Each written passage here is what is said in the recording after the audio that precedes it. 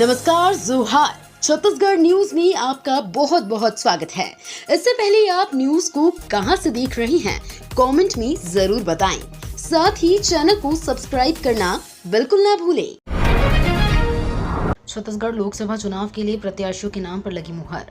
छत्तीसगढ़ विधानसभा चुनाव में बीजेपी ने जिस तरह प्रत्याशियों के नाम की घोषणा की थी, ठीक उसी तरह लोकसभा चुनाव में भी प्रत्याशियों के नाम की घोषणा कर सकती है। प्रदेश की 11 लोकसभा सीटों पर दिल्ली में पार्टी हाईकमान ने प्रत्याशियों के नाम पर मुहर लगा दी है।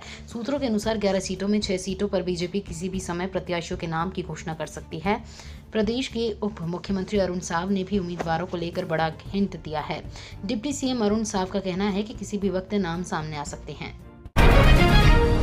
केंद्र से छत्तीसगढ़ को मिला 4,842 करोड़। बीजेपी बोली छत्तीसगढ़ बनेगा विकसित और समृद्ध राज्य।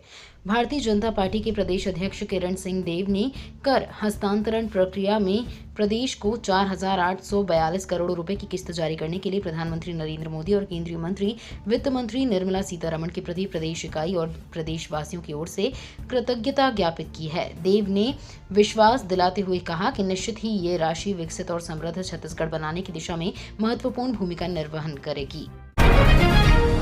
छत्तीसगढ़ में बढ़ते क्राइम के विरोध में युवा कांग्रेस ने डिप्टी सीएम का फूका पुतला। रायगढ़ युवा कांग्रेस ने स्टेशन चौक पर छत्तीसगढ़ के उप मुख्यमंत्री और गृह मंत्री विजय शर्मा का पुतला फूंका। साथ ही जमकर नारेबाजी की। इस दौरान युवा कांग्रेस कार्यकर्ताओं और पुलिस के बीच धक्का मुक्की भी हुई।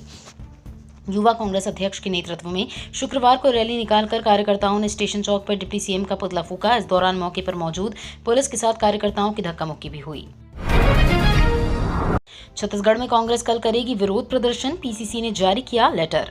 केंद्र की मोदी सरकार की विफलताओं एवं गलत नीतियों के कारण देश में बढ़ती महंगाई जैसे खाद्य पदार्थ, सब्जी, petrol, diesel, LPG, CNG, PNG की कीमतों में बेतहाशा वृद्धि के खिलाफ प्रदेश कांग्रेस अध्यक्ष दीपक बैज ने आज को प्रदेश के समस्त जिला मुख्यालय के स्थानीय सब्जी बाजार में सब्जी व किराना स्टोर्स में दैनिक आवश्यक रोजमर्रा की वस्तुएं खरीदकर विरोध प्रदर्शन किए जाने का निर्णय लिया है।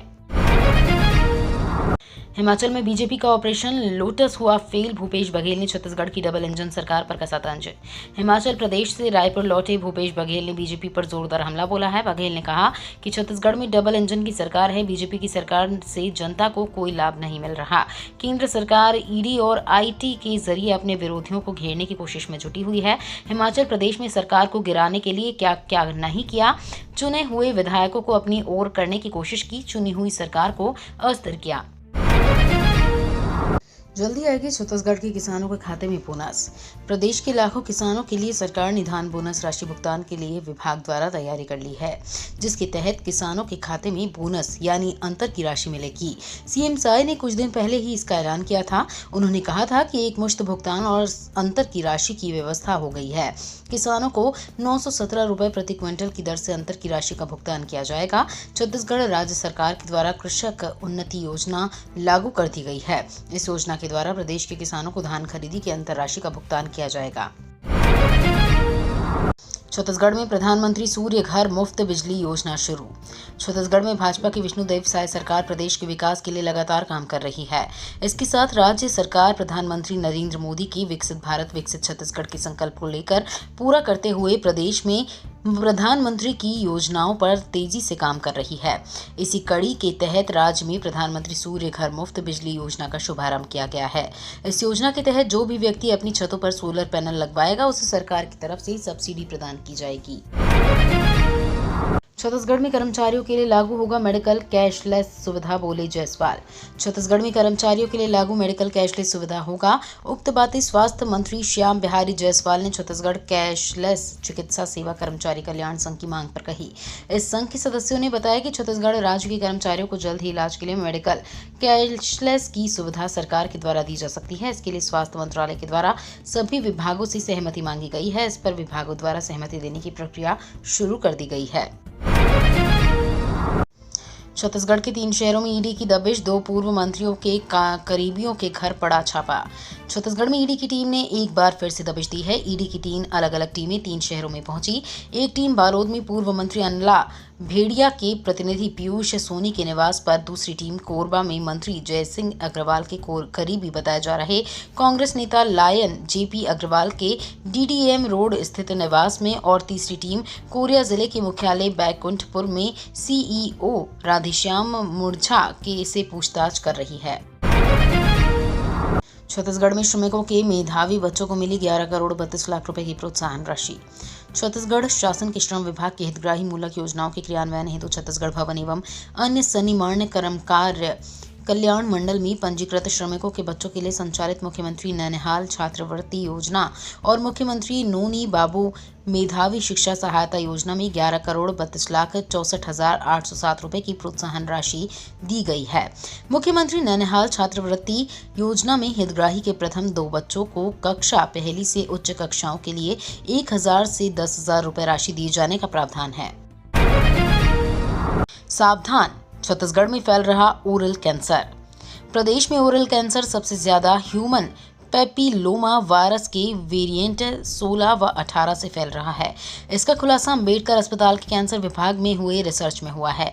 ये वेरिएंट ओरल कैंसर यानी होंठ, जीभ के पिछले हिस्से, गाल, मुंह के नीचे हिस्से में कैंसर फैलने के लिए पूरी तरह जिम्मेदार है। HPV के वेरिएंट 31, 33 व 35 से भी फैल रहा है।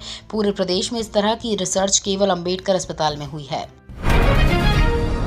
छत्तीसगढ़ में कर्मचारियों के लिए लागू होगा मेडिकल कैशलेस सुविधा। छत्तीसगढ़ राज्य के कर्मचारियों को जल्द ही इलाज के लिए मेडिकल कैशलेस की सुविधा दी जा सकती है।